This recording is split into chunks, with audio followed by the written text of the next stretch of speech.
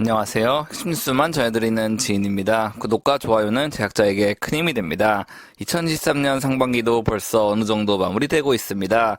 배터리 관련 주식은 연이은 상승을 기록하고 있으나 완성차 관련 주식은 여전히 죽을 쓰고 있습니다.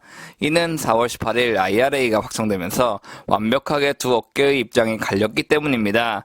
4월 마지막 주 윤석열 대통령이 미국을 방문해 유의미한 결과를 이끌어내지 못한다면 현대차 및 관련주는 당분간 어려운 시기를 지날 것으로 예상됩니다. 오늘은 하나그룹으로의 편입을 앞두고 있는 대우손해양의 실질적인 사업에 대해 얘기해보려고 합니다. 그럼 시작하겠습니다.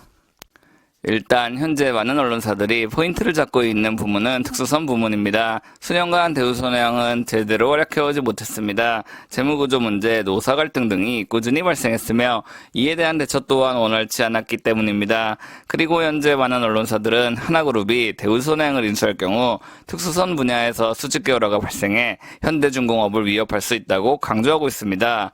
즉 하나그룹은 여러 방산 부문 계열사를 보유하고 있기에 독보적인 마진을 활용해 현대중공업을 압박하고 해군이 이에 대한 피해를 입을 수 있다는 여론이 조성되고 있습니다. 그런데 말이죠. 사실 이런 여론은 현대중공업이 대우손해양과 하나를 압박하기 위한 재료에 불과합니다. 왜냐하면 결국 특수선 발주처는 해군이 될 것이고 해군이 조선사의 초과 이익을 보장해줄 리가 없기 때문입니다. 즉 여러 언론이 강조하고 있는 하나그룹의 독점적 이익 및 우려는 전혀 근거 없는 얘기라고 볼 수 있죠. 이번엔 대우손해양을 인수하는 하나가 반드시 체크해야 하는 요소를 살펴보겠습니다. 사실상 지금부터 제가 언급하는 것은 특수선 관련 이슈보다 훨씬 더 중요하다고 볼 수 있습니다. 대우손해양의 2022년 재무제표를 살펴보겠습니다. 보시면 대우손해양은 지난해 4조 8천여억 원의 매출을 확보했습니다. 그리고 이 가운데 상선은 4조 2천여억 원을 차지하고 있으며 특수선은 7천여억 원에 불과합니다. 게다가 일반적으로 특수선의 마진은 상선 마진보다 크게 낮습니다. 하나그룹이 대우손해양을 통해 현대중공업을 위협하는 것은 어느 정도 일리가 있다고 볼 수 있으나 이 같은 이슈와 대우손해양이라는 기업의 역량과는 별도로 봐야 한다는 말입니다.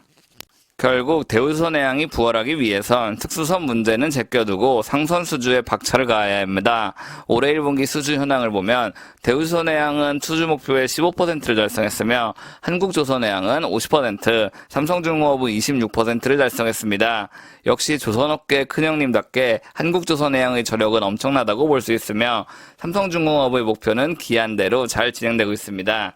오히려 대우손해양은 하나그룹과의 M&A 문제 때문에 제대로 된 영업을 펼치고 있지 못합니다. 즉 특수선에 대한 왈가왈부보다 하나그룹이 보다 적극적으로 협조해 대우손해양의 상선 수주 활동을 더욱 끌어올리는 것이 중요하다는 말입니다. 다만 그나마 긍정적인 것은 아직까지 카타르발 대규모 LNG 발주가 시작되지 않았다는 데 있습니다. 리포트에 따르면 카타르발 대규모 발주는 올해 하반기부터 시작될 것으로 예상되고 하나그룹의 대우손해양 인수가 마무리돼야 본격적인 수주 곡간 채우기가 시작될 것으로 예상됩니다. 말로 하면 간단하지만 이는 보기보다 엄청난 고된 횡보입니다. 여러 증권사는 대우손해양이 2분기 흑자를 기록할 것이다, 3분기 흑자를 기록할 것이다 전망하고 있으나 이는 결국 가정이기 때문입니다. 하나그룹이 대우손해양을 인수해 시너지 효과를 창출하려면 결국 하나의 인력을 일정 부분 대우손해양에 보내야 합니다. 이는 당연하게도 기존 하나 직원들의 반발을 불러일으킵니다.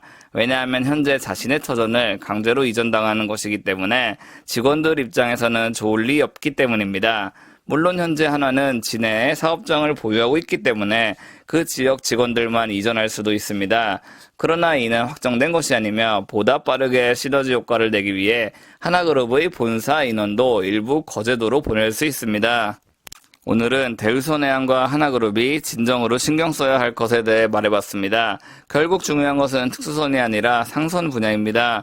덩치만 키운다고 해서 대우손해양이 현대중공업을 따라잡을 수는 없습니다.